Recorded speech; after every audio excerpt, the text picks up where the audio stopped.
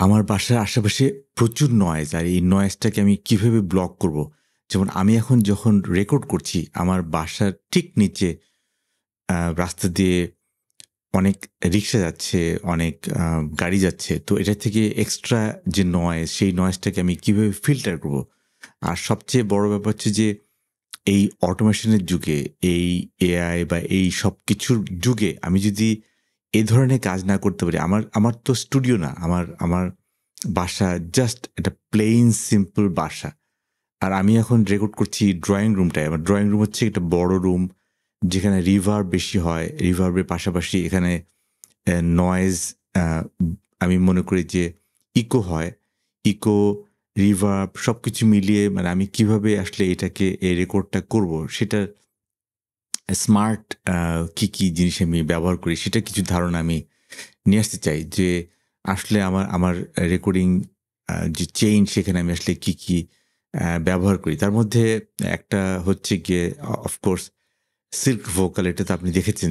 But this is just because আমার tone down করা। But actually যে জিনিসটা আমি সবচেয়ে বেশি ব্যবহার করি সেটা হচ্ছে গিয়ে আমার এই ভয়েসটা, এই জিনিসটাকে আমি কিভাবে কাজ করব সেটা হচ্ছে গিয়ে আমার মেইন পয়েন্ট।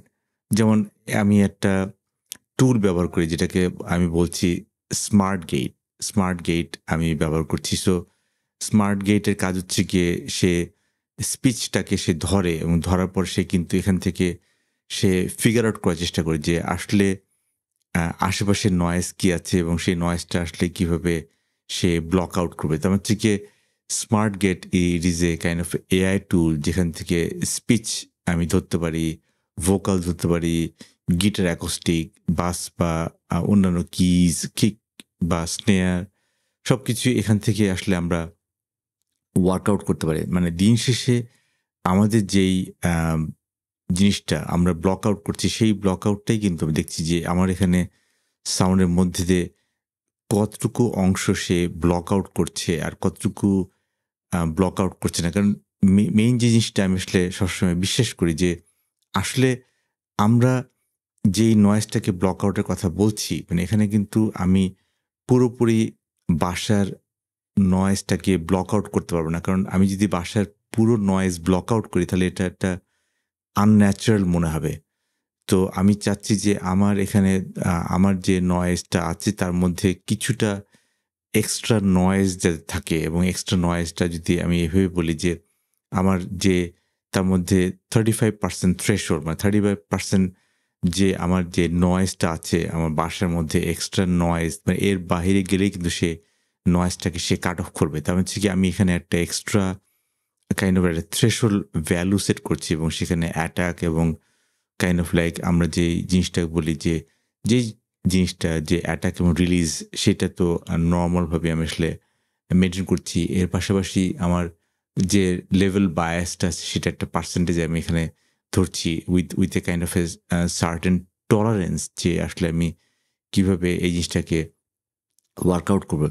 দিন শেষে আসলে আমরা এই যে স্মার্ট টুল ব্যবহার করি, স্মার্ট টুলের কাজ হচ্ছে গিয়ে আমার এক্সট্রা লেগ ওয়ার্কটা করে ফেলা। মানে আমরা কথা হচ্ছে যে আমরা যে এআই ব্যবহার করব, কৃত্রিম বুদ্ধিমত্তা ব্যবহার করব, এটার যে আ এক্সট্রা লেগ ওয়ার্ক, এমনি কিন্তু আমার রুমটা it is no no way near to the perfect of studio.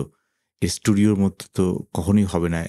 আমার সামনে হচ্ছে গিয়ে গ্লাস স্লাইডিং, গ্লাস থেকে কিন্তু নয়েজ আ রিফ্লেক্ট শব্দ রিফ্লেক্ট করছে। পাশাপাশি এক্সট্রা নয়েজ আসছে। তারপর হচ্ছে গিয়ে রুমটা অনেক বড় হওয়ার কারণে এখানে কিন্তু ইকো হচ্ছে, রিভার্ব হচ্ছে। এই সবকিছু কিন্তু আমাকে মিনিমাম লেভেলে আমাকে এটাকে আ চ কমাতে হবে এবং সেই জন্যই কিন্তু আসলে আমরা এখানে এই জিনিসগুলো আমরা আসলে ওয়ার্কআউট করি যে কিভাবে এই জিনিসগুলোকে আমরা আসলে সলভ করব। বিকজ দিন শেষে এই ধরনের এআই টুল যদি আমি না ব্যবহার করি তাহলে তো আসলে আমার আমার আমার কাজ হবে না।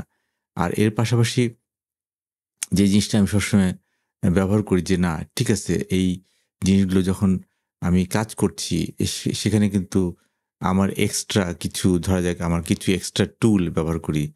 যেখানে আ যেটাকে আমরা বলি যে গেইন রাইডার বা ভোকাল রাইডার, সে ভোকাল রাইডারের কাজ হচ্ছে গিয়ে এটাকে একটা লেভেলে কাজ করা। সো আর এর পাশাপাশি আমার প্রচুর অটোমেশন জিনিস কাজ করে। মানে আমার কাজ হচ্ছে গিয়ে অটোমেশন কিভাবে কোন লেভেলে আনা যায়। বিকজ দিন শেষে আমার কথা যাতে আম বেশি গেইন না পায়, সেই গেইনটা অটো একটা গেইনে নামিয়ে আমি আসলে এটা লেভেলে আনতে চাই। বিকজ দিন শেষে আমরা যেটাই করি না কেন সেখানে কিন্তু এই ধরনের জিনিসগুলো আমাকে কাজ করতে হবে এবং এর পাশাপাশি নিউরাল নেটওয়ার্কের কথা যদি বলি, আমাকে নিউরাল নেটওয়ার্কও কিন্তু ব্যবহার করতে হয়। যে নিউরাল নেটওয়ার্কের কাজ হচ্ছে গিয়ে এই ধরনের যেখানে হচ্ছে গিয়ে আমার সাউন্ড, এক্সট্রা সাউন্ডটাকে যাতে সে ব্লক আউট করতে পারে।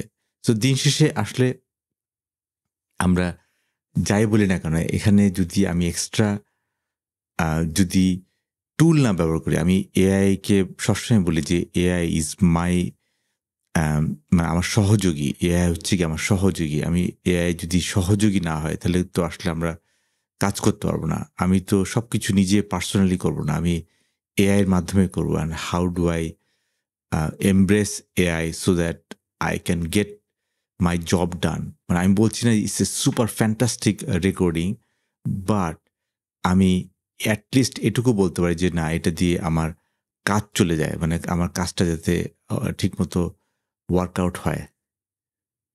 আজকে এ পর্যন্তই। থাকছেন তো সামনে।